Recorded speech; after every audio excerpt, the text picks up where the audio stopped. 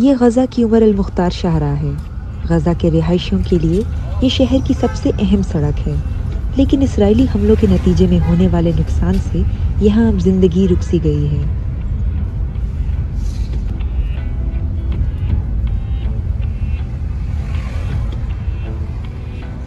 مشرقی وسطی میں ریڈ کراس کے ڈائریکٹر فیبریزیو کاربونی کے مطابق غزہ میں 2 ہفتے سے کم وقت میں ہونے والے نقصان کی دوبارہ تعمیر میں کئی سال لگیں گے۔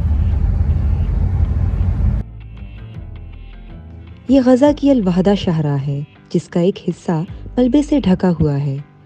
یہاں پر ہونے والے اسرائیلی فضائی حملے میں 43 فلسطینی مارے گئے۔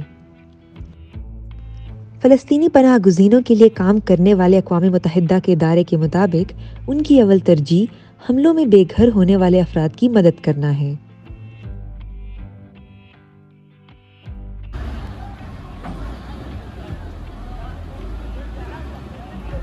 یہ ہے غزہ کا سٹی سینٹر، جہاں امدادی کارروائیاں تو تیزی سے جاری ہیں، مگر لوگ اب بھی صدمے میں ہیں۔